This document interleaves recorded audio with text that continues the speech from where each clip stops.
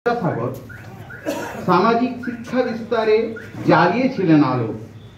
সকলেই রাখবে মনে গল্পচ্ছলে তার সুন্দর সুন্দর নীতি কথাগুলো। ভ্রান্তি বিলাস সীতার বনবাস কথামালা বোধোদয় বর্ণ পরিচয়ে পেলাম প্রথম শিক্ষার আলো। এক যে ছিলেন বিদ্যাসাগর, যার বীরসিংহ গ্রামেই ঘর। পরকে আপন করেই তিনি হলেন মহান দয়ার সাগর। এক যে আছেন বিদ্যাসাগর, মোদের সবার মনেই গাথা।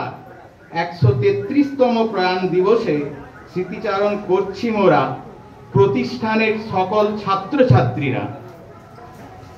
আরেকটি কবিতা, এখন বর্তমান সমাজের যে সমস্যা সেটা তুলে ধরেছি।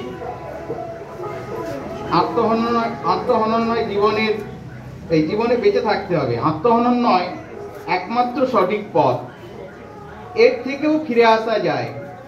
ডায়েরির খাতায় ফেলে দেওয়া খাতার পাতায় লিখে লিখে ভরিয়ে তোলো তোমার মনের ব্যথা।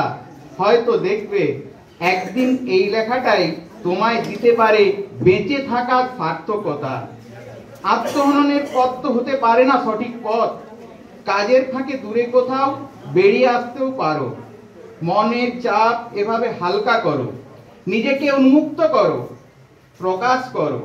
সকলের সাথে সুখ দুঃখের কথা মেলে ধরো।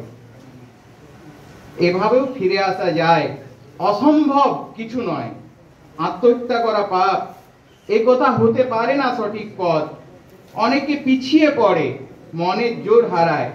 মনকে দৃঢ় করে অন্যান্য কিছু করার কথা তো ভাবা যায়। আত্মহত্যা করার পথ তো নয় সঠিক পথ। জীবনে কিছু পারলে না বলে হবে না বিফল মনোরথ।